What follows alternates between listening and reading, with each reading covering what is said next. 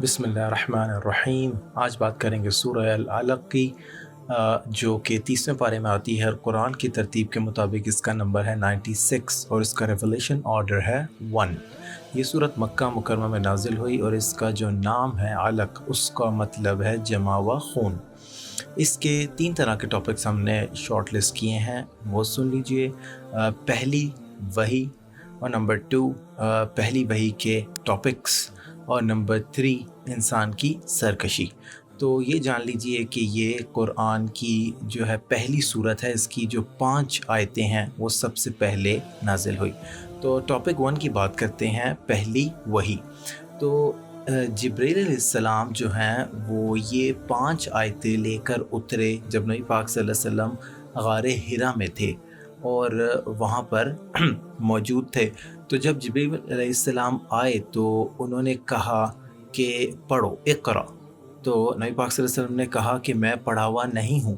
تو یہ بات ان کی 3 دفعہ دہرائی گئی، لیکن انہوں نے پھر دوبارہ کہا کہ پڑھو اپنے رب کے نام سے، اور پھر یہ جو ہے 5 آیتیں جو ہیں اس کی شروع کی، وہ نازل ہوئی اور وہ انہوں نے پڑھ کر تلاوت کی۔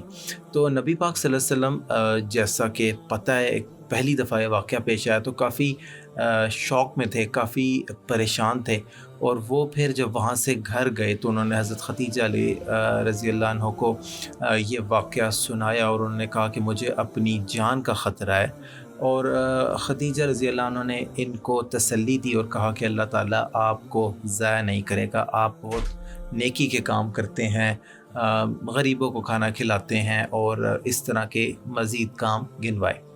تو یہ تو واقعہ ہو گیا پہلی ریویلیشن کا، جو پہلی آیتیں نازل ہوئی۔ ٹاپک نمبر 2 تھا کہ فرسٹ جو پہلی وحی تھی اس کے ٹاپکس کیا تھے۔ تو ایک تو اس میں یہ کہا گیا کہ اس میں ہدایت ملی پڑھنے کی، کہ آپ پڑھیں اللہ تعالیٰ کے نام سے، انسٹرکشن ملی کہ آپ پڑھیں۔ اور دوسرا یہ بتایا گیا کہ جو انسان ہے وہ ایک جمع و خون سے بنا ہے، اور یہ جو سٹیج اس کی ذکر کی انسان کی، یہ اس کی ایک مڈل سٹیج ہے۔ ہمیں پتہ ہے اس سے پہلے بھی اس کی سٹیجز ہیں، مٹی سے تیار ہوتا ہے، اور پھر آگے جا کے بھی اس کی سٹیجز ہیں، ہڈیاں بنتی ہیں، اس پہ گوشت چڑھتا ہے۔ تو یہ ایک اس کی مڈل سٹیج کا ذکر کیا کہ انسان جو ہے وہ جمع و خون سے بنا ہے۔ اور اس کے علاوہ یہاں پر ذکر کیا کہ اللہ تعالیٰ نے بتایا کہ جو اللہ تعالیٰ نے انسان کو علم دیا وہ قلم کے ذریعے دیا، پین کے ذریعے، اور اس میں اشارہ ہو سکتا ہے اس پین کے ذریعے بھی جو ہم عام طور پہ لکھتے ہیں، یا وہ پین جس نے سب کچھ لکھ دیا ہے، جس نے تقدیریں لکھ دی ہیں۔ تو بہرحال ہمیں یہ بات پتہ چلی کہ اللہ تعالیٰ نے یہ بتایا کہ علم جو ہے وہ دیا گیا جو ہے وہ قلم کے ذریعے۔ اور ٹاپک نمبر 3 ہے انسان کی سرکشی، یا اس کی آپ کہہ لیں نافرمانی، ہیومن ڈس اوبیڈینس۔ تو جب بھی انسان یہ سوچتا ہے کہ وہ انڈیپینڈنٹ ہے یا وہ سب کچھ خود ہی کر سکتا ہے، تو اس میں یہ چیز تکبر پیدا کر دیتی ہے۔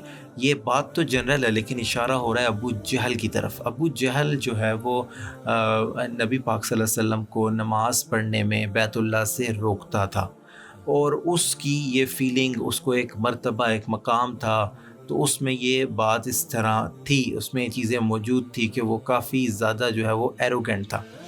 تو پھر واقعہ جو ہے تفصیلی وہ حدیث میں موجود ہے کہ جب اس نے کوشش کی تو اس کو روکا گیا، فرشتوں نے روک دیا، اور اس نے کہا کہ مجھے ایسا لگا جیسے بیچ میں آ گئے۔ تو وہ ایک الگ واقعہ ہے۔ تو اللہ تعالیٰ نے اس کے آخر میں یہ ذکر کیا، ایک یہ انسٹرکشن ہمیں دی کہ جو ہے وہ سجدہ کرو، سجود کرو، اور اللہ تعالیٰ کا قرب جو ہے وہ حاصل کرو، اللہ تعالیٰ کے قریب ہو جاؤ۔ اور یہ حدیث سے بھی یہ بات پتہ چلتی ہے کہ نبی پاک صلی اللہ علیہ وسلم نے فرمایا کہ انسان جو ہے وہ سجدے کی حالت میں اپنے رب سے، اللہ پاک سے سب سے قریب ہوتا ہے۔ اللہ پاک ہمیں سمجھنے کی اور عمل کرنے کی توفیق عطا فرمائے، آمین۔